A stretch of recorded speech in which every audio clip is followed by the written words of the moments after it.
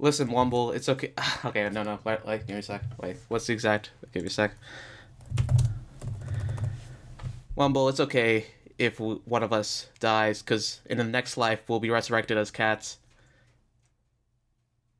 Fucking cats, man. Cats are evil. No, yeah, Cats are evil. They're assholes. Evil!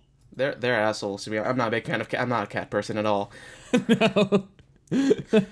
But yeah, so hello everybody. Welcome to Movie Mumbles. We're continuing the theme of Tom Cruise movies right now, and if you didn't get that reference, you probably didn't watch the movie we watched today, which was Vanilla Sky, which, going into this, I had no idea what this movie was going to be about, and after watching it, I still kind of don't know what the movie's about. This was like a weird one. You have any thoughts before I go into plot summary, Womble? I fucking love this movie as much as I loved, that other one that we hated. I forgot. I don't actually remember what it's called. Across the Universe? Or yeah, it's as good as that film. Yeah. Oh, that's reassuring. Oh yes, yeah. Okay. Yeah. Okay. Before we get into that, let's go into the plot summary. So, Tom Cruise, who obviously he's the main character, he plays David Ames, who's basically this rich guy who owns. He's basically just a privileged rich guy. He's dating. Not dating, but he's having sex with like Cameron Diaz, and then everything's going chill. He's best friends with Jason Lee, and then he meets what's her name? Sophie, who's played by, I forgot her name, Penelope Cruz, I think. Penelope Cruz, yeah, that's right. And he falls in love with Penelope Cruz's character, and they form a romance, but then Cameron Diaz's character is super jealous, and then, so, enraged... was on about swallowing cum. Oh, yeah. She and David get into a car accident, and then things get super weird. His face is fucked up, and then just a bunch of other crazy stuff happens. It becomes super crazy. There's Kurt Russell's also a therapist. David might have killed a guy. He might have done yeah, but he's not a stuff. real therapist though. Oh, spoilers! Fuck it, I don't care. Don't watch the film. Nah. I don't care. Don't watch the film. Avoid it. I'll be honest.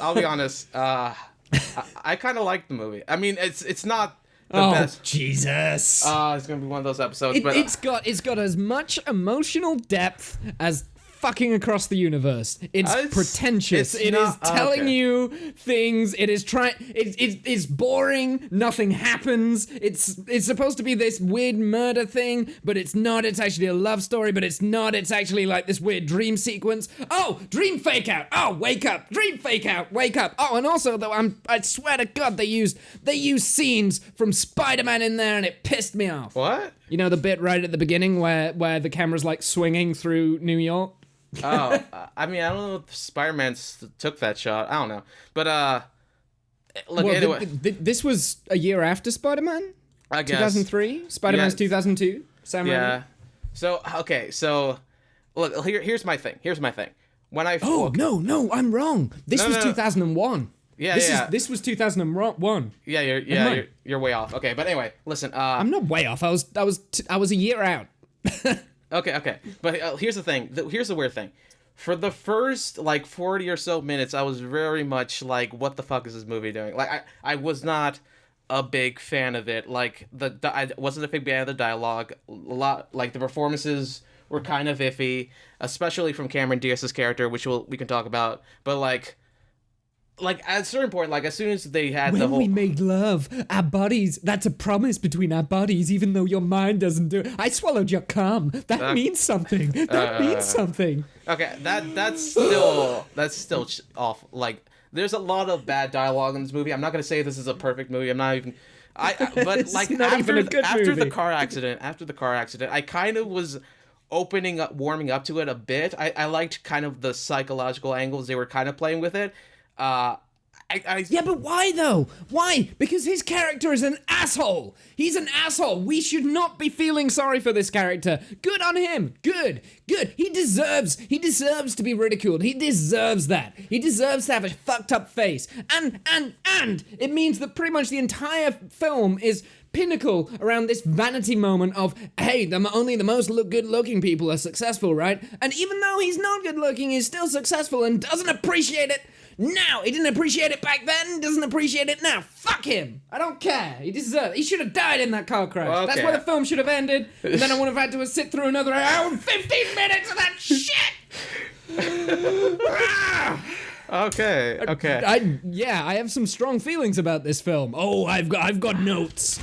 I've got notes. Oh boy. I thought there were some clever moments in this film, honestly. Like, no! When? Listen. It seems like the dream stuff is out of nowhere, but there's a lot of foreshadowing to it. For example, do you know what song is playing when Penelope Cruz's phone is ringing? They're playing Row, Row, Row Your Boat. Yes. Merrily, merrily, merrily, merrily. And the dog, life is but a dream. And the dog is, yes. I mean, there's stuff like, listen, there's some strong elements in this film. I'm not saying there's some bad stuff in it, okay? But I think there's some strong stuff in here, okay? And I'm just gonna say right now, I kind of like this movie. God fucking damn it. Here's the thing. Watch it again, but this time, every time that they are pretentious and they just change the storyline just for any reason whatsoever, just because, retcon, because otherwise their story is just a romance thing. Take a fucking drink of whiskey. You'll be dead. You'll be dead. You'll have alcohol poisoning. It's a bunch of bullshit. Oh god. I'm generally annoyed by this film because I wasted the 2.5 hours on it. The first half I would kind of agree with you. I was kind of like, this movie is not like it's like getting to Across the Universe territory, and if it keeps it up, I think there's just more interesting stuff in this movie versus Across the Universe. I think the Across the Universe had no real focus. It was just a mess. This didn't have any real focus. Here's the issue, right? If they wanted to make a mysterious kind of dream sequency kind of film like Inception, right? Okay, and I need to bring Inception into this because that is the ultimate kind of dream film that I can think of off the top of my head. Right. Unless maybe Memento, although that's more about time than anything else. But I'm going to stick with Inception, right? Okay. So, and I think it's a fair analysis, right? Yeah. What they do with Inception is that they absolutely 100% at the beginning clarify that it's the real world, and they give you reasons why it's the real world. So then when he starts going into the rabbit hole of falling into dream after dream after dream after dream, and things start getting weird, and then, you're not sure whether it's the dream or whether it's not because it's so realistic, but then it's not realistic, then it's kind of like, what the fuck kind of thing. I mean, that's kind of the point of it. Yeah, no, I haven't finished, right? It makes sense because the bits at the beginning was so realistic. However, right from the get-go, this film starts off with a dream sequence. Right from the get-go. Yeah. Actually, technically twice, because first he's flying, right? So first he's flying, and then he goes into his apartment, and then he wakes up to the, wake up, open your eyes, wake up. Which is the most annoying way to be woken up by anyone ever. And it would never wake anyone up, but that's beside the point, right? And then he starts driving around his Ferrari. Ferrari Daytona, actually, really, really, really, really fucking nice car. But that's beside the point. He's driving around New York, and it's completely empty. And then he starts running because, Tom Cruise movie, he's got to run in every film. Yeah. And then he wakes up again, and then Cameron Diaz is there, and they've just had sex 4 times, which, by the way, is mentioned about 5 times in the film. Yeah.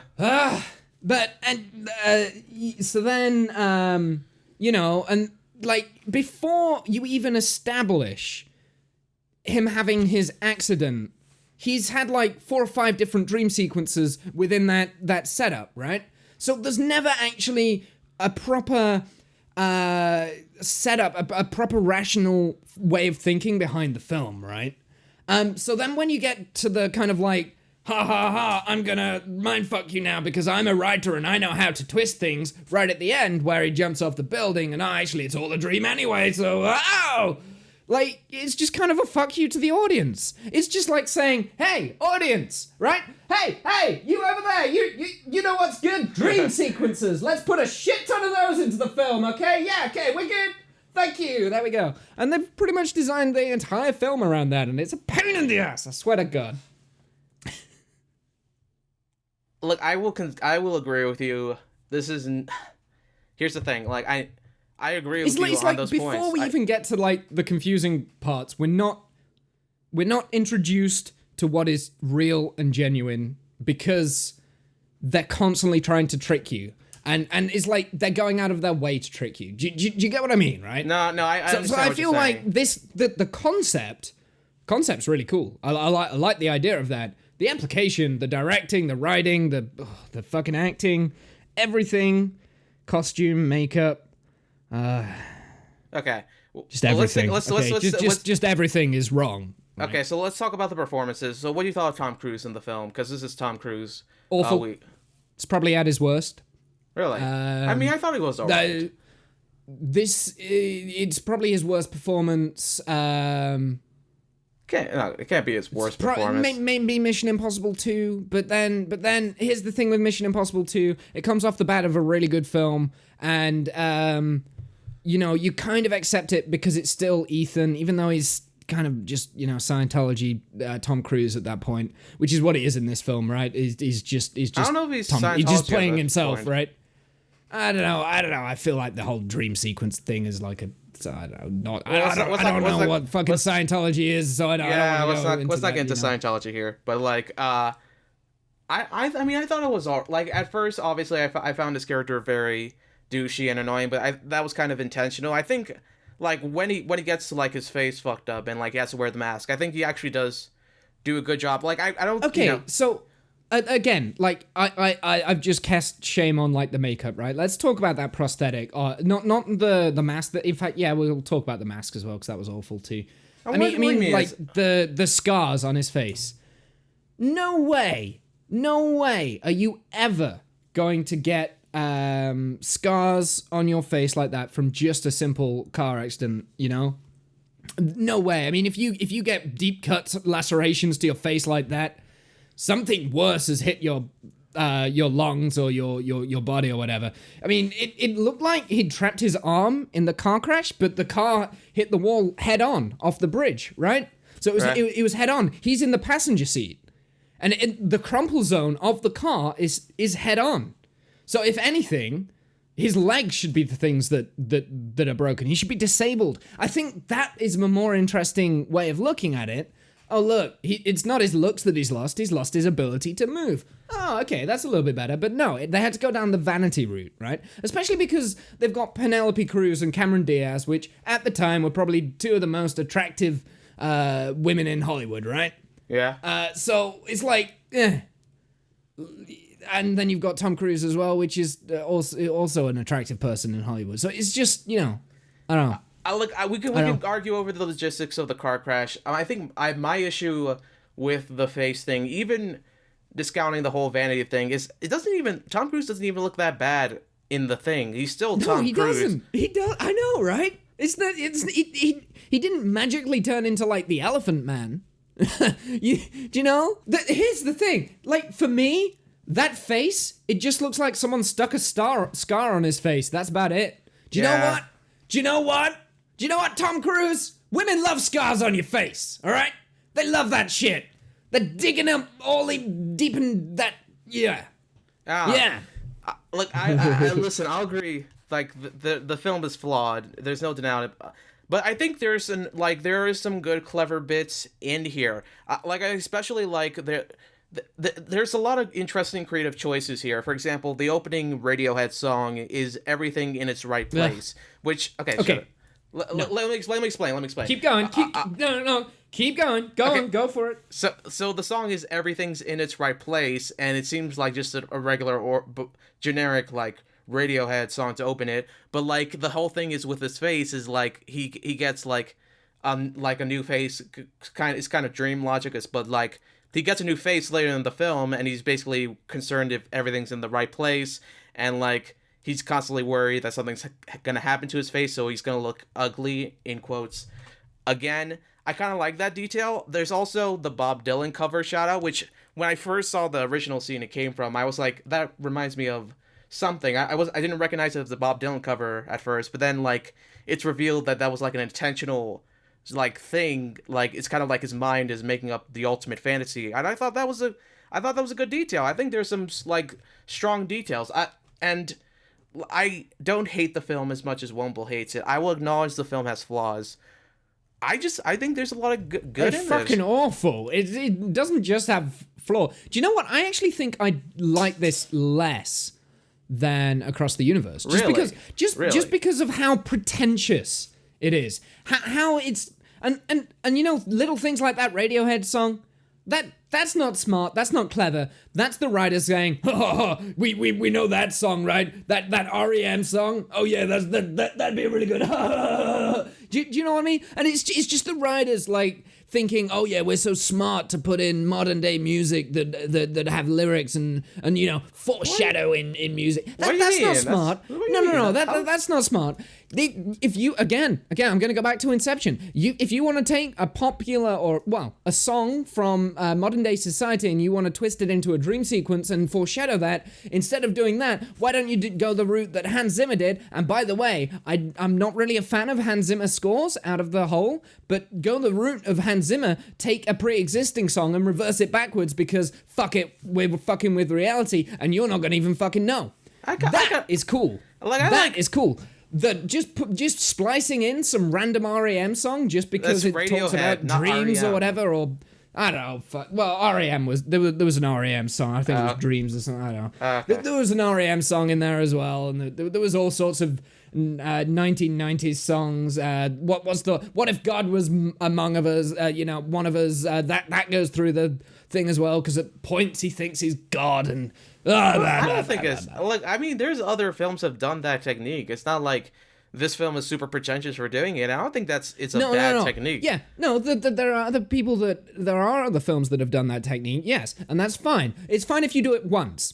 But because they do it with like multiple songs throughout the entire film, it is saying, we're smart and we're gonna shove it in your face. You know all these really cool songs that you liked in the 90s, you know, when you were growing up? We're gonna ruin them by have shit story, shit dialogue, shit acting, shit directing playing over the top, and then, you know, with the camera angles, we'll just swoop around the characters as we're playing the songs as though it's a 1990s music video, you know? So no. I'm sorry, that's not smart. I mean, anyone can do that. Okay, so was there anything you liked about the film? I'm just curious because it seems like you just don't. I like the Ferrari. I liked the Mustang. The Mustang was cool. I did like the little detail where right at the beginning he has a Ferrari and then it changes to a Mustang because hey, it's his dream. I like that. That was fine, right? I didn't know that. So there are little things. But I mean, if I really, really, really wanted to, I could find things that I liked about Across the Universe. Does that mean that that's a good film? No, it does not. Does it mean that I want to watch it again? Fuck no. Same thing goes with this, you know? It would. And here's another thing. It's like 2.5 hours long. I feel like to tell the story that they wanted to tell, they could have told that in half an hour. Easy. You know, without an issue, and it would have been a concise, nice little short film. But no, you know, we got to get our screen time with Tom Cruise because we've just paid him a ridiculous amount. We got to get our screen time with Cameron Diaz and Kurt Russell and who else was in it? Timothy Spall and Jason Lee. You know, there's a guy from Big Bang Theory. Kurt Russell, Jason Lee, Timothy Spall. All these great actors we've shoved in this trash movie. We've got to get our. You know, we've got to get our screen time from it. Okay. So yeah, I did like Timothy Spall's performance. That's the only thing. That's the only thing I'll say about like acting wise. The rest, bullshit. Yeah. The rest of them couldn't give a shit. I like.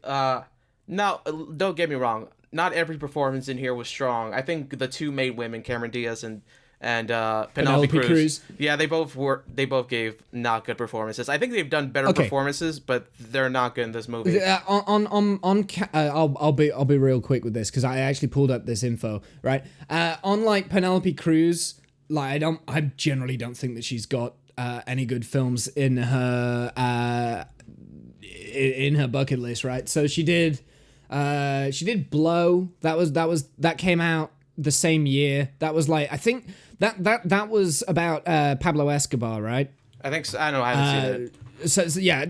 Anyway, it was about cocaine and Pablo Escobar. That's okay. That's not amazing. She's fine. The only reason why she got that part is because she's Spanish, right?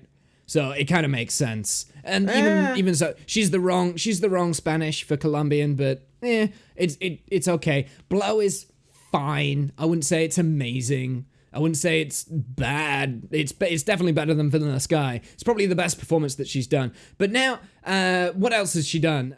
She's done it. Do you know what? I reckon not that long ago, she did another Pablo Escobar film, and I can't think what that one was. But was it Escobar or Pablo or something? Was it like? Huh? Was it like the Loving Netflix Pablo? Show? No, Loving Pablo. Pablo. So. But what's your point? Way, what's your point? right? What are you trying to say? My point is that she doesn't really have anything strong underneath her belt. Cameron Diaz, very much the same, right? I mean, there's something about Mary, maybe, but yeah. No, okay, I think there's some good performances in here. Like I think Shrek. Lee, I'll give Cameron Diaz Shrek. Yeah, I like Shrek, but like I think Jason Lee, Kurt Russell, like even some of Tom Cruise stuff. I think there's some quality stuff in there. I like Kurt Russell's character, the fact that he's like not real, and at the very end he kind of has this like existential crisis because he's gonna be like fade away from existence essentially. I like that. It was a clever moment, like the whole I have two daughters, what's their name kind of thing. I thought it was clever. I thought that was No, it's not clever. Again, it's rubbing it in your face, man. They are telling you rather than showing you a lot of what's happening, unfortunately. So I don't know. Kurt Russell, I actually really like Kurt Russell. Like The Hateful Eight, for instance, is like he has a really strong performance in that film. And what was the other one? I don't know. But he's had some really, really top performances, Kurt Russell has. So it's kind of very, very annoying that they have an actor with such great talent here that they've kind of wasted on a role that comes in every so often, talks about his kids and asks a bunch of irrelevant questions and then walks out again. Do you know? So it's like Jason Lee, he didn't really do anything in the film. He was kind of shat on a lot by Tom Cruise's character. Yeah. So he didn't really do anything, so I can't really say he did a bad performance, but he didn't really do anything special, so like I said, Timothy Spall was the only one that I was like, okay. I liked his performance. Like, he had like 3 scenes, you know? I think he like for his short amount of screen time, he made his like weird, creepy, like you don't really know, like he's kind of like the architect in a way kind of character. He's literally tech support for like this weird. No, science. that's not Timothy Spall. Timothy Spall is right. Okay, yeah, you're the big guy. Yeah, the guy who plays Wormtail. Yeah, he's also Harry Potter. I confused the two, but yeah, he's also good in that movie. I like this. Mr. Turner as well. He played Mr. Turner. That was a good film. But anyway, since I will say, like, there's not much to say about this movie, especially since we're in such complete disagreements once again. It's been a while since we've had a movie like... unless you completely passionately love this film, we're not I don't really passionate... Right? Look, I like the movie. I'm not gonna... I do acknowledge it's got a lot of problems. I'm not saying it's my favorite movie. In fact, of the movies we've seen, it's probably my least favorite, to be honest. But I do think there is good qualities here. That's all I'm saying. There is one factoid that I didn't want to mention, but since we have nothing much else to talk about before we hit the 30-minute mark, I just wanted to say, here's the thing. This is actually a remake of a foreign film, actually. It was a Spanish-American film called Open Your Eyes. Is it? Yeah, it is. You see, Here's the thing. Before I continue... That's really weird. Penelope Cruz actually plays the same character in the same movie. She plays the exact same character in that movie as well. I heard. See, no, yeah, okay. I thought I already knew this, but then at the end in the credits it says written, directed, and starring, Cameron Crowe, right? So there was no credit to that original film in the credits, unless it was right at the end. Maybe, yeah, but I mean, technically, you did write this movie, so it's not like they're gonna credit you. Yeah, I might have said adapted for screenplay. Right, so true. That could have been it. I think maybe I haven't seen I don't know anything about that film. There's probably some similarities. It might be a better film because it's the same concept, but maybe a different direction. So I don't know. Maybe we might do that film at some point. Or not. God, no. No, I mean, this has put me off that. No way. I mean, it could be just a bad American remake of a good foreign film. You never know. It's not like that. Maybe, I don't know. Well, anyway. I mean, I suppose that's not been done before, But yeah, no. For me, avoid this film. I can't. I'd say give it. Listen. I wouldn't even recommend someone. I'd say give it if you want. It's not as bad. I don't think it's as bad as Across the Universe. I'd say if you're interested, give it a shot. But if you're not, it's not the end of the world. So that's all I'm gonna say. I mean, Penelope Cruz gets topless in the movie, so there's that at least. I know that's your main priority. Nah. Are you gonna tell me that's not? Are you trying to tell me that's not a saving grace? I don't know. Yeah, but the scene that was in, it was just so. I was so distracted by it just being a crap scene. What do you mean? I was just like, what? Well, I don't know. Do you know what I don't like about that? Right? Okay, so if you're gonna do a scene like that, do it like Game of Thrones would do it, right? Like you go full in or that's it, right? What do you mean by full in? You want to see that mushy. Oh my goodness, I want to be this mole right here. I mean, that's a plot point. That's a plot point because that's how she. Yeah, it's not really. It is because that's how you. It's the writers.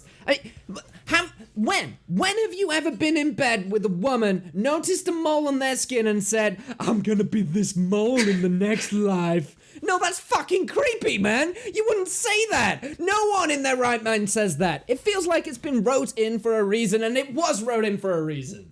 It was a reference to the cat line that was actually bullshit. Yeah, here's the thing though. That line was actually something Penelope Cruz said to Cameron Crowe. That wasn't originally a line in the script. The whole cat line, and Cameron Crowe wrote that in.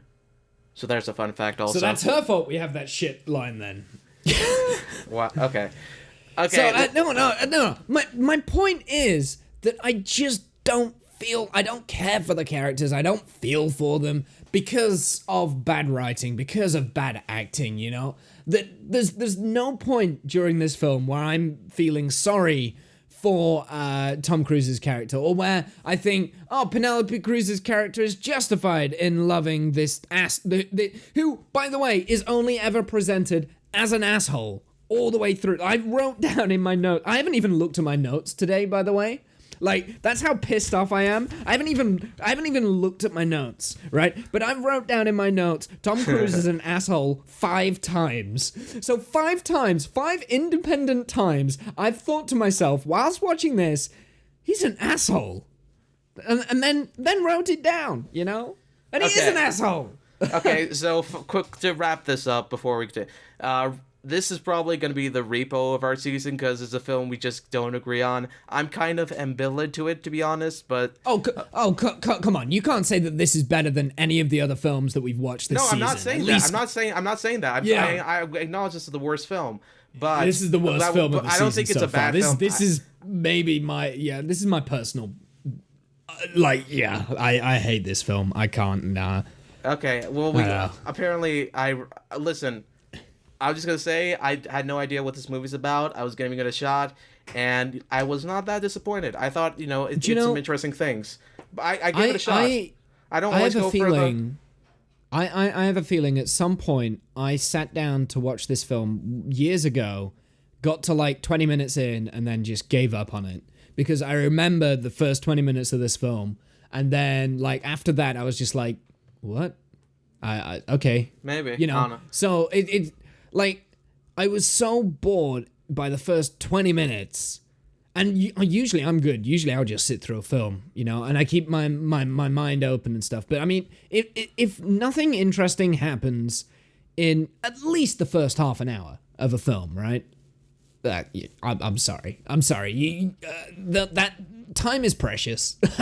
Time is precious. Don't spend it knocking your microphone, and don't spend it watching this film. Okay. Let me just say, I'm not gonna defend myself for this. Okay, I try to pick interesting movies. It might not always be Womble's favorite movie, but I'm always trying to go out there. I'm not gonna always pick the classics. That's just my thing. And I'm not. And listen, we got an interesting discussion out of it. I think we got a shit film. We got a shit film. Okay, whatever. That's what it's your turn, Womble. Is you talk about your next Tom Cruise movie? Let's get this over with. Do you know, I actually haven't picked. So, what I'm gonna do here? After all this time. I generally haven't picked, and this is the reason why, right? So, like, I had a film lined up before we watched this film, and I'm not gonna lie, it wasn't the best of films, but you know what?